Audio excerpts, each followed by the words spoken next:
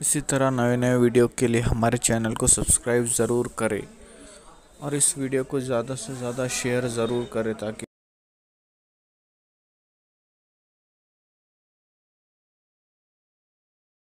आला हज़रत तो बड़े अजीम थे, फ़कीह थे, मुहद्दिस थे, मुदब्बिर थे और रियाजी दाँ थे, साइंस दाँ थे, अजीम मुफ्ती थे, अजीम मुसल्लह थे, मुजद्दिद थे। बड़ी अल्लाह ताला ने शानें दी, लेकिन वस्फ़ उनका जो ख़ास था वो ये कि वो नबी ये पाक सल्लल्लाहु अलैहि वसल्लम के सच्चे आशिक थे। और सच्चे आशिक की पहचान ये है कि वो रसूलुल्लाह से जो चीज़ मंसूब हो जाती है, महबूब से इश्क, तो हुजूर की हर चीज़ से इश्क। अरे अल्लाह अकबर। एक बुजुर्ग फरमाते हैं कि हम तो मजनू से भी गैर गुजरे हो गए। हम तो मजनू से भी उसके पास तो इश्क मजाजी था, लेकिन वो हमसे आगे निकल गया। हम तो इश्क हकीकी की दावेदार थे। किसी ने पूछा क्यों, तो कहा मजनू तो अपनी गली के अपनी लैला के गली के कुत्ते से भी प्यार करता था, और हमें क्या हो गया है कि हम महबूब की आल से भी प्यार नहीं करते। वो तो लैला के गली के कुत्ते से भी। एक दिन किसी ने मजनू को देखा कि वो अपनी आस्तीन पे रोटी रखकर कुत्ते को खिला रहा है, और किसी ने कहा, वो मजनू तू अपनी आस्तीन पे रोटी रख के इतनी अदब से कुत्ते को दे दे, कुत्ते को दे दे, कुत्ते को टुकड़ा डाल दे, आस्तीन पे रख के खिलाने की क्या बात है। तो उसने कहा, जानता हूँ कुत्ता है, लेकिन मेरी लैला की गली का कुत्ता है। इश्क का मिजाज होता है कि जिससे इश्क होता है उसकी हर चीज से प्यार होता है। आला हजरत तो आशिक रसूल थे वाकई। वहाँ कोई चिटिंगबाजियां नहीं थी, वहाँ हकीकत ही हकीकत, रियलिटी थी, हकायक थे, सच्चाई थी। और जो सच्चे दिल से महबूब को चाहता है, अल्लाह अगर वो महबूब के शहर के कांटों से भी इस तरह प्यार करता है। आला हजरत कहते हैं, ए उनके शहर के खार कशीदा है किस लिए। देखिए क्या अंदाज है बोलने का। उनके शहर के खार कशीदा है किस लिए, आंखों में आए, सर पे रहे, दिल में घर कर। रसूलुल्लाह के शहर के कांटे मुझसे नाराज क्यों हैं? भाई जो दूर रहता है वैसे लगता है ना कि नाराज है। भाई कोई दूर दूर रहता है, मुझे भाई क्यों नाराज हो, क्यों दूर दूर हो, जरा करीब आओ। तो कहते हैं ये कांटे मुझे चुभते क्यों नहीं, ये दूर दूर क्यों है, ये नाराज है क्यों नहीं चुभ रहे, ये नाराज क्यों है। तो कहते हैं ये नाराज क्यों है, क्यों नाराज है। इनका तो काम ये होना चाहिए, आंखों में आए, सर पे रहें, दिल में घर करें। और एक मकाम पे कहते हैं, ए खारे तैबा, पाँव से क्या काम तुझे, ए मेरी जान, मेरे दिल में है रास्ता तेरा। ए मेरी जान, आपको पैर में नहीं आना चाहिए, आपको तो दिल में आना चाहिए। तो जो नबी के शहर के कांटों से इतना प्यार करता हो, वो नबी की औलाद से कितना प्यार करता हो, वो नबी की आले पाक से कितना प्यार करता होगा। और फिर अल्लाह अकबर, रसूलुल्लाह के शहर के कुत्ते के लिए कहते हैं, नबी के शहर के कुत्ते के लिए कहते हैं, आला हजरत को जिसने आला हजरत बनाया है वो उनका इश्क मुस्तफा है, वो उनका इश्क रसूल है। वरना उनके जमाने में तो फिका जानने वाले और भी थे, हदीस जानने वाले और भी थे। अल्लाह अकबर। कहते हैं, रजा किसी सगे तैयबा के पांव भी चूमे, रजा किसी मदीने के कुत्ते के पांव भी चूमे, तुम और कि कितना दिमाग लेके चले। जो कुत्तों से इतना प्यार करता हो, हुजूर के शहर के कुत्तों से, वो नबी की आल से कितना प्यार करता।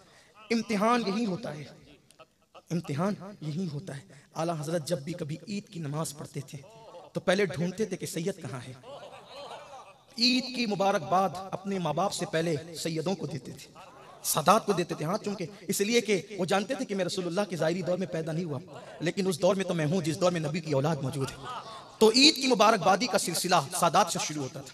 और फिर जब महफिल में सादात होते और उनकी महफिल में सादात कोई हो, बड़े एहतमाम से बिठाए जाते थे, बड़े एहतमाम से। और जब कोई चीज़ तकसीम होती थी तो सबको एक एक दी जाती थी और सादात को डबल दी जाती थी। एक दिन कोई तकसीम करने वाला तकसीम करते करते एक सैयद साहब को उसने एक ही दे दिया, डबल नहीं दिया। जब पता चला तो नाराज हुए तकसीम करने वाले पे कि तूने एक ही क्यों दिया। और फिर फरमाया, अब एक काम करो, सैयद साहब को तुमने डबल नहीं दिया, एक ही दिया, इसका कफारा यह है कि शिरनी का पूरा थाल उठाओ और ले जाकर के उनके घर पहुंचा दो। एक मर्तबा एक सैयद साहब को रखा अपने घर काम पर, मालूम नहीं था कि ये सैयद साहब है, काम पे रख लिया। वो काम करते रहे, आते जाते रहे, एक दिन पता चल गया कि ये सैयद साहब है। तो घर वालों से कह दिया, इनसे काम नहीं लेना, बस ये आए जाएं बैठे रहें, काम इनसे नहीं लेना, और जितनी तनख्वाह इनकी तय की गई है बतौर नजराना हर महीना इनको दे देना। एक मर्तबा गली से एक सैयद साहब गुजर रहे थे, गुजरते हुए उन्होंने ये कह दिया, है कोई सैयद को भीख देने वाला। बिजली गिर गई, है कोई सैयद को बिजली गिर गई। आप उस दिन आपके यहाँ पर जब वो आपके छोटे भाई ने आपके हिस्से के पैसे ला के दिए थे, पूरा कटोरा लेकर के गए और कटोरा ले जाकर के उनके सामने कर दिया। उनका एक खास वस्फ था कि जब वो सैयदों को कोई चीज देते थे तो यूं करके नहीं देते थे, बल्कि वो जो चीज देते थे तो यूं करके देते और कहते थे कि गुलामों के हाथ आकाओं से ऊपर नहीं होने चाहिए। ऊना वालों, यहां मैं एक बात तुमसे कहना चाहता हूं, बड़ी चुभती हुई बात, बुरा लगे तो माफ करना। वल्लाह तल्ला बिल्लाह कोई जाती मफाद के लिए नहीं कहता। कभी कभी सादात की फजीलत बयान करते मुझे डर लगता है कि लोग ये ना कह दें कि ये लोग अपने लिए लाइन क्लियर करते हैं। वल्लाह अल्लाह की कसम ऐसी कोई बात नहीं, आपके भले के लिए कहता हूँ। आज हमारी कौम का ये हाल हो गया, सैयद साहब अगर पीर है तो एहतराम करते, मुकर्रिर है तो एहतराम करते, लेकिन अगर सब्जी बेचने वाला है तो एहतराम नहीं करते। अगर उसके चेहरे पे दाढ़ी नहीं है तो उसके बारे में कमेंट पास करते। उन्होंने दाढ़ी नहीं रखी है, उनका अमल है, आपका हक नहीं है कि आप उस पर कमेंट करें, इसलिए कि हम निस्बत का एहतराम करते हैं और निस्बत कभी फासिक नहीं होती, खून रसूल कभी फासिक नहीं होती। अपनी आखिरत खराब नहीं करना, इसलिए कि अल्लाह के रसूल ने फरमाया सल्लल्लाहु अलैहि वसल्लम कि कोई काबे और मकाम इब्राहिम के दरमियान नमाज की हालत में मरे और उसके दिल में मेरी आल का बुग़्ज़ हो तो भी वो जन्नत में नहीं जाएगा। अपनी आखिरत तबाह मत करो, लोगों की तरह मत बनो, मरवानी मत बनो, मरवानी मत बनो, मत बनो। ये फिक्र निकाल दो, खारजियत दिल से निकाल दो, क्योंकि जब तक तुम आले नबी के वफादार रहोगे दुनिया तुम्हारे कदमों में रहेगी। इज्जत चाहते हो तो उनकी इज्जत करो जिनको खुदा ने इज्जतें दी है। जब तक इनकी गुलामी करोगे दुनिया तुम्हारी गुलाम बन करके रहे। मैं देख रहा हूं कि ये जहन से निकलता जा रहा है। हम लोग मुकर्रिर आ गए, सैयद साहब बड़े एहतराम करें, और खतीब आ गए, पीर साहब, सैयद साहब, ये तो एहतराम के लायक हैं, लेकिन नहीं, जो ठेला ढकेल रहा हो अगर वो भी सैयद है तो जितना मुकर्रिर काबिल ताज़ीम है उतना वो ठेला ढकेलने वाला सैयद भी काबिल ताज़ीम। और ये भी आपका याद रखना कि सिर्फ हाथ चूम कर सैयदों की ज़रूरत पूरी नहीं होती, उनकी गरीब बेटियों की शादियाँ, उन गरीब सादात के बच्चों की लिखाई पढ़ाई तालीम। अभी मैं तकरीबन 2-2.5 घंटा मोहसिन मिल्लत हज़रत सैयदी पीर बापू के साथ बैठा था, तो बातें चल रही थी सादात की तालीम करी। हज़रत ने मुझे फरमाया कि मैंने कहा कि मैं पढ़ाऊंगा सैयदों के बच्चों को, लेकिन लोग जो है वो लिल्लाह रकम से मेरा ताउन तो करें। तो उन्होंने कहा सैयद साहब हैरत है कि किसी ने हाथ तक नहीं किया। अल्लाह के रसूल अलैहिस्सलाम ने फरमाया कि जो मेरी अहले बैत की मदद करेगा क़यामत के दिन ढूंढ कर उसकी शफाअत कर। हाय हाय हाय हाय हाय हाय, सब हुजूर को ढूंढते होंगे, सब हुजूर को, और हुजूर अलैहिस्सलाम उनको गोया के तलाश रहे होंगे कि जो अहले बैत की मदद करने वाले, उनके लिए तगोदो करने वाले होंगे। तो एक सैयद साहब ने तो मुझे, आपके गुजरात के एक सैयद साहब ने कहा कि मैं मुंबई आया था, मैंने कहा कि शाह साहब कैसे आना हुआ, तो कहा कि मेरे भाई का ऑपरेशन के लिए मुंबई आया था। मैं कहा फिर, तो बोले यहाँ कुछ मानने वाले रहते हैं हमारे गुजरात ही के, बड़े मालदार लोग हैं, तो मैंने सोचा कि वो कुछ मदद कर देंगे। तो मैं गया उनके ऑफिस पर, तो मैंने कहा कि मेरे भाई का ऑपरेशन है, ऑपरेशन के लाया हूँ। कहा बापू माशाल्लाह, हाथ वाथ चूमा, चाय पिलाई, और जाते हुए 500 रुपये पेश किया, कहा कि दुआ में याद रखना। ये सूरत हाल है। मुसलमानों सोचो, अगर हम सादात को देते हैं तो क्या देते हैं? आपका हमारा क्या है? उन्हीं के नाना की खैरात है। अपना क्या है? ईमान मिला उनके सदके, कुरान मिला उनके सदके, रहमान का पता मिला उनके सदके, उनके नाना ही से तो सब कुछ मिला है। और हम इतने गैर गुजरे हो गए, सबके लिए दिल बड़े हैं, अगर दिल छोटे हैं तो अहले बैत के नहीं नहीं नहीं। अल्लाह के रसूल अलैहिस्सलाम ने फरमाया कि अगर उम्र लंबी चाहते हो खैर के साथ तो मेरी अहले बैत की खिदमत कीजिए। सुभान अल्लाह। इमाम अहमद रज़ा मुहद्दिस बरेलवी रहमतुल्लाहि तआला अलैह, कितनी लंबी उम्र कुदरत ने दी। उम्र सिर्फ उसका नाम नहीं है जब तक के सांसें चले। अरे ये जो जिक्र होता है ये भी तो उम्र है, ये भी तो जिंदगी है, महफिल में जिंदगी है। कोई महफिल खत्म नहीं होती जब तक उनका लोग जिक्र ना करें। जिक्र किया जाता है, ये क्यों है? इसलिए कि अहले बैत के साथ उन्होंने एहसान किया। और किस शान से कहने वाला कह रहा है। उस दौर में बहुत सारे सादात ऐसे थे कि वो तस्करा नहीं करते थे, अपना तारुफ नहीं कराते थे कि हम सैयद हैं, और कुछ ऐसे भी थे जो कहते तारुफ कराते थे। दोनों चीजें सही है। बल्कि मैंने किताब में पढ़ा, मुझे जल्दी पढ़ा भी, मुझे याद नहीं आ रहा है, कि हुजूर गौसे पाक रज़ी अल्लाह तआला ने पूरी जिंदगी अपने आप को कभी सैयद कहा भी नहीं, कभी लिखा भी नहीं। यानी आप उस दौर में कितना मोहतात नजरिया था। जब आपने कसीदा लिखा, कसीदा गौसे, हालांकि उनको कहने की जरूरत भी न थी, सारी दुनिया जानती थी, उनको सारी दुनिया जानती थी, लेकिन उन्होंने एक ही मरतबा अपना नसब बयान किया, अनल हसनी वल मुखदा मकाम, अनल हसनी वल मुखदा, मैं हसन का बेटा हूँ। और लिखना कहना कोई मना भी नहीं है, बुरा भी नहीं है, जहाँ जरूरत हो वहाँ तारुफ कराना चाहिए। इमाम हसन ने भी अपना तारुफ कराया, इमाम हुसैन ने करबला में कहा मैं नबी का नवासा हूँ, अली का बेटा हूँ, तो कोई बुरा नहीं है। लेकिन हमारे बुजुर्गों की एहतियातें भी इतनी थी, तो दोनों तरीके सही है, जो तारुफ कराते वो भी, जो नहीं कराते वो भी। तो एक तो वो थे जो काम करने लगे थे, तारुफ भी नहीं कराया, और एक वो थे जो कह रहे थे कौन है सैयद को भीख दे। ये पूरा कटोरा लेकर के खड़े हो गए यूं हाथ करके, कहा हुजूर देखो भीख मांगने आए बजाइर हैं, और अंदाज क्या है, कहा हुजूर इसमें से जितना चाहिए, देखो इश्क ये है, इश्क कैसे कहते हैं? हुजूर जितना चाहे ले लें, लेकिन कुर्बान अल्लाह ताला ने सैयदों से लालच को दूर किया है। हाँ तो लालच, तो उन्होंने देखा कि कई रुपये थे उसमें, बल्कि सीरत निगार ने लिखा है कि 200 रुपये थे उस जमाने के, सब मिले हुए थे, बड़ी बड़ी नोटें तो नहीं होती थी ना उस दौर में। तो उन्होंने एक चवन्नी ले ली, जितनी जरूरत थी उतना लिया, एक चवन्नी ले ली। चवन्नी लेकर के गए तो घर में आकर कहते हैं इन सैयद साहब का पता मालूम कर लो और रोजाना एक चवन्नी इनके घर पहुंचा दी जाए। वाह वाह वाह वाह वाह। अब इनको भीख मांगने की नौबत नहीं आना चाहिए, इसलिए कि सैयद है, ये इमाम अहमद रज़ा का इश्क़ रसूल है। और अगर आपको जब वो वक्त नहीं हो रहा हो तो मुझे एक और प्यारी सी बात याद है। उनके पीर और मुर्शिद भी सैयद थे, सुभान अल्लाह, और ऐसे सैयद थे कि उनका नाम भी आले रसूल, सुभान अल्लाह सुभान अल्लाह। उसी खानदान के एक बुजुर्ग हैं, उनका नाम था हजरत मेहंदी मियां साहब।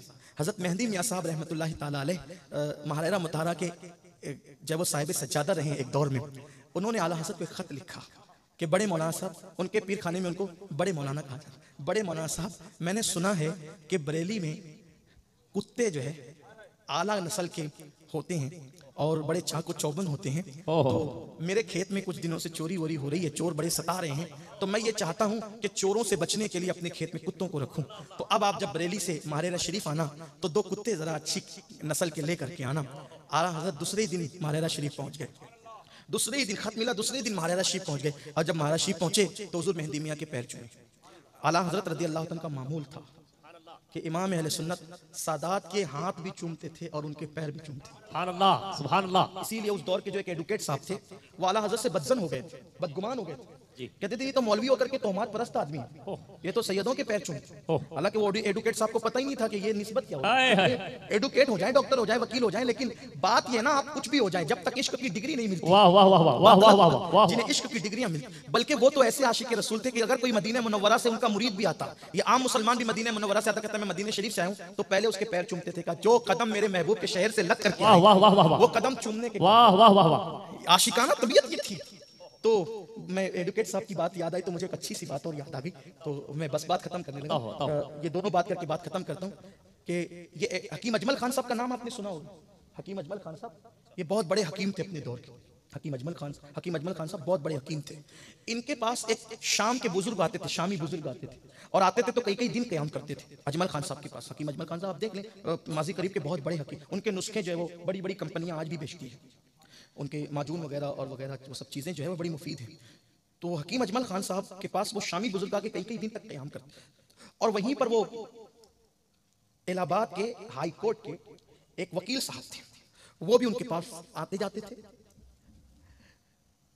तो एक दिन ऐसा हुआ कि वो शामी बुजुर्ग जो थे उनसे चलते फिरते करामतों का ज़हूर हुआ। ऐसे वो साहिब करामत थे कि एडुकेट साहब उनके बड़े मोतक़िद थे। एक दिन हकीम अजमल खान साहब ने शामी बुजुर्ग से कहा कि हजरत मुझे ना एक मरीज देखने जाना है, तो मैं ये चाहता हूं कि मैं वो मरीज जा करके देखूं, तो अगर आपके पास टाइम हो तो आप भी चलें। हाँ ठीक है, मैं तो फ्री हूं, आया ही हूं आपके पास रहने के लिए, चलते हैं। एडुकेट साहब ने कहा कि भाई आप दोनों जा रहे हैं सफर पर, तो मैं भी आप लोग के साथ चलता हूं, इसी बहाने मेरा वक्त आप लोग के साथ गुजर जाएगा, शामी बुजुर्ग के साथ गुजर जाएगा। हकीम अजमल साहब वहां गए, उसने मरीज की नब्ज देखी, नब्ज देखने के बाद घर वालों का कि मैं दवा दूंगा अच्छा हो जाएगा, कोई इसको खास मर्ज नहीं है। शामी बुजुर्ग का हकीम साहब दवा मत देना वरना बदनामी होगी। कहा क्यों? कहा 3 दिन बाद ये मर जाएगा। हकीम अजमल साहब ने कहा शामी बुजुर्ग हजरत मैं हकीम हूँ, इसको कोई बीमारी नहीं है। कहा मैं देख रहा हूँ ये 3 दिन में मर जाएगा, दवा मत देना। एडुकेट ने सुना, एडुकेट ने हकीम अजमल को कहा एक काम करो 3 दिन यही रुकते हैं, दवा नहीं देते, 3 दिन की बात है, 3 दिन बाद दवा दे देना, 3 दिन बाद मर गया तो शामी साहब जो कह रहे हैं वो तो सच्ची निकल जाएगी, उनकी करामत तो हम देखते ही रहते हैं। शामी साहब ने कहा कि अच्छा मैं चलता हूँ, मैं तो नहीं रुकने वाला, तुम बदनाम होगे मुझे बदनाम करोगे। हकीम अजमल साहब ने कह दिया 3 दिन बाद दवा देंगे। अच्छा भला आदमी ऐन 3 दिन के बाद उसका इंतकाल हो गया। तो एडुकेट साहब ये करामत देखकर हो गए एकदम पक्के कि भाई वाकई ये बुजुर्ग है, कि ये हकीम साहब का तजुर्बा एक तरफ, शामी बुजुर्ग की करामत एक तरफ। तो ये तीनों बैठे हुए थे, जब वापस गए बैठे हुए थे, बात आला हजरत की निकली। तो एडुकेट साहब ने कहा छोड़ो यार वो मौलवी की बात, वो तो तोहमात परस्त है। कहा क्यों तोहमात परस्त है? कहा यार वो तो मेहंदी मियां के पैर छूते हैं, पैर छूते। तो शामी बुजुर्ग ने कहा खबरदार, अगर तुम लोग चाहते हो कि तुम्हारी हमारी दोस्ती कायम रहे, मैं मौलाना के खिलाफ कुछ नहीं सुनना चाहता। एडुकेट ने कहा हजरत मैं मौलाना की बुराई कर रहा हूं, आपका क्या इसमें बिगड़ता है? फरमाया तुझे नहीं पता वो मौलाना कैसा है, जब से मैंने देखा है उस वक्त से मैं मौलाना को मान गया हूं। कहा कि आप तो कभी मिले नहीं, फिर आपने देखा क्या? अब वो पड़ गया एडुकेट पीछे पड़ गया, आपको बताना पड़ेगा कि आपने क्या देखा है। तब उस शामी बुजुर्ग ने फरमाया, कहा सुनो मैं मुस्तफा जान रहमत के दरबार में था और मैंने देखा कि महफिल सजी हुई है, हुजूर तख्त पर बैठे हुए हैं और उस महफिल में हुजूर एक जवान से कहते हैं कि उठो और हमारी शान बयान करो। तो मैंने पूछा, या रसूल अल्लाह, आपकी महफिल के लिए जिस खतीब का इंतजाम किया गया है ये है कौन? तो बताया कि इसी को दुनिया अहमद रजा कहती है। नारे तकबीर, नारे रिसालत, इश्क मोहब्बत, इश्क मोहब्बत। हुजूर की बारगाह में मर्तबे यूं ही थोड़ी मिलते हैं। तो दूसरे दिन पहुंच गए आला हज़रत मेहंदी मियाँ के यहाँ और आपने सलाम किया, पैर छूमे और पैर छूम करके कहा कि मेहंदी मियाँ फरमाने मौलाना आ गए? कहा जी हुजूर आ गया। वो कुत्ते लाए आप? जी हुजूर लेकर के आया। और एक तरफ हुज्जतुल इस्लाम मौलाना हामिद रजा और दूसरी तरफ मुफ्ती आजम मुस्तफ़ा रजा, दोनों के कंधे पे हाथ रखा। हुजूर ये बड़ी अच्छी नस्ल के कुत्ते हैं और बड़े वफादार हैं, इन दोनों को आप कबूल फरमा लें। हज़रत मेहंदी मियाँ की आंखों में आंसू आ गए। मैं मौलाना साहब, मैंने ये नहीं कहा था, मैंने तो कुत्ते कहा था। कहा ये हुजूर आपके घर के कुत्ते हैं, इन्हें आप अपनी बारगाह में कबूल फरमा लें। ये इमाम अहमद रजा का इश्क रसूल था, सादात के साथ ये मोहब्बत थी, ये एहतराम था। अल्लाह से दुआ करता हूँ अल्लाह सबसे पहले मुझे और आप सबको नबी और आले नबी की सच्ची मोहब्बत अता फरमाए। गुफ्तगू के दरमियान अगर कोई गलती हो गई हो अल्लाह ताला माफ़ फरमाए। अस्तगफिरुल्लाह रब्बी मिन कुल्लि ज़ंबिन व अतूबु इलैहि व मा